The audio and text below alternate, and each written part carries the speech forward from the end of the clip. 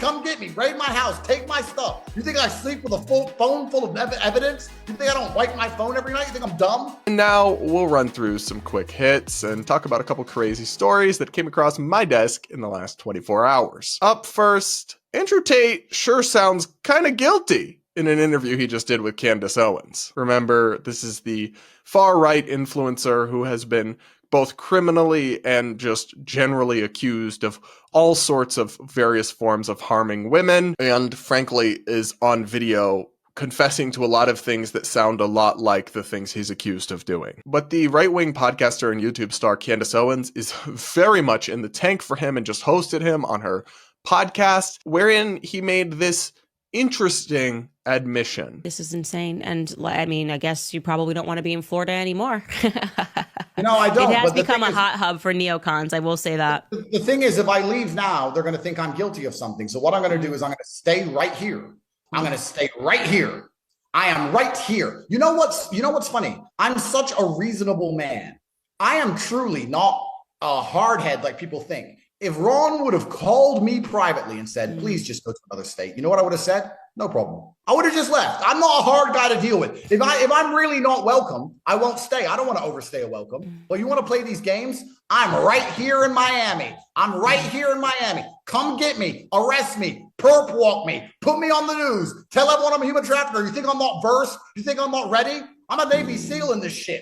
Come get me. Raid my house. Take my stuff. You think I sleep with a full phone full of evidence? You think I don't wipe my phone every night? You think I'm dumb? Come get me. Arrest me. Let's do this all over again. I've done it for 4 years in Romania. You think I'm scared of your state jail after an Eastern European gulag? I'm staying right here until the case is concluded. So to be clear, I don't know enough about the Florida criminal situation to get into the details, but I would certainly hope that like the Florida government had warrants to search his stuff, and nobody, however much I despise them, deserves to have their rights violated. So I'm not necessarily supporting searching his devices when he entered the state, unless they had some sort of warrant or valid legal purpose for doing so. But I can't be the only one who picked up on him saying he wipes his phone every night so they're not going to find any evidence. What do you mean? What evidence? I can only speak for myself, but I have never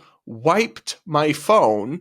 I'm not sure I would even really know how, and there's nothing I need to wipe. I love how Candace didn't even blink at that. Like, maybe it didn't register with her in the moment, but that's giving guilty to me. I don't know. It's not giving innocent. I love how his take is like, basically, I'm innocent and I don't do any crimes, but also I'm way too smart to get caught doing crimes. Which one is it? Look, the different cases against him are complicated and there are nuances there, and everyone deserves due process and a fair shake under the legal system, but I honestly don't understand how people can look at this person and come away with a positive impression whatsoever. Up next, left-wing Congresswoman Jasmine Crockett just dropped another interesting soundbite.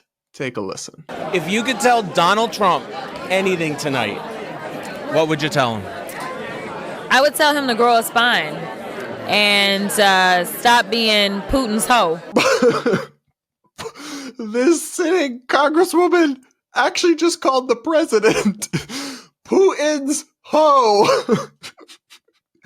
Welcome to American politics, y'all, in 2025.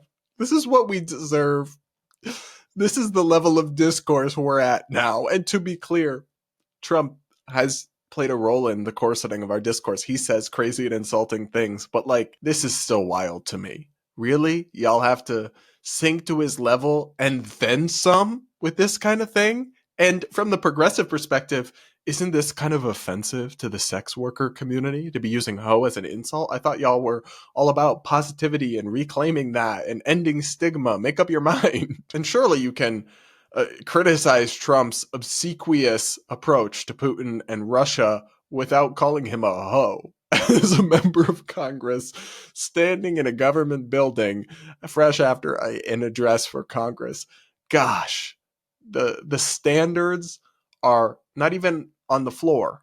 They're in the basement now, babe. They're in the basement, and they're excavating to new lows every day. I'm also curious, how do you think the media would react? How much outrage would there be if a Republican member of Congress called Jasmine Crockett George Soros's hoe or something. To be clear, I would consider that really gross conduct and reprehensible, and there'd be outrage about it for good reason. But she really, I don't think, will catch much flack from mainstream media or her own side for speaking like this about a sitting president, because again, the standards they're not in the room with us anymore. Up next, Texas A&M just banned drag shows from their campus. The Dallas Express reports that the Texas A&M System Board of Regents passed a resolution banning drag shows across all 11 universities. The regents resolve that university presidents must take immediate action to cancel any upcoming drag show events. The board finds that it is inconsistent with the system's mission and core values of its universities, including the value of respect for others, to allow special event venues of the universities to be used for drag shows that involve biological males dressing in women's clothing, wearing exaggerated female makeup, and or exaggerated prosthetics meant to parody the female body type, and that are open to the public, involve sexualized, vulgar, or lewd conduct, and involve conduct that demeans women. Yeah, so this is unconstitutional. This is censorship. It's a violation of the First Amendment because these are public universities, taxpayer funded, so they're bound by the First Amendment, and they can't censor student groups because they find their art or speech or events offensive. Now, I would think they could probably require 18 and up admitted to those events, and I would support that because I don't think kids should be going to sexualized drag shows.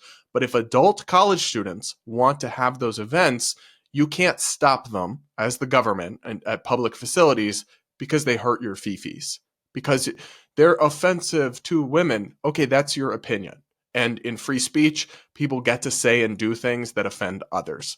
This same logic could be used to block transphobic events where they talk about keeping women's sports for females and other things. If it hurts people's feelings or demeans trans people, it's like, this is a very dangerous game to play. And this is Republican snowflakery. This is red state social justice warriors doing their big ones and adopting left-wing tactics in the opposite direction. But it's still unconstitutional. It's still censorship. And look, if you find drag offensive to women or what have you, that's your opinion and you're free to criticize it, but you're not free to censor it. And stories like this just really bother me because I don't really expect better from the left, from the social justice people on campus. That's their thing. They like to shout down and censor people. But Republicans and red states and kind of that side of the political spectrum claims to support free speech, but then some of them still try stuff like this. That, to me, is the height of hypocrisy and is absolutely unacceptable and embarrassing. All right, everybody, that'll be it for this episode of the Brad vs. Everyone podcast. Thank you all so much for tuning in and joining me. Please do make sure you're subscribed if you aren't yet. Do hit that like button before you go. And do comment with your thoughts. I do take the time to read the comments, and I always love hearing what you guys have to say. And we'll talk again real soon.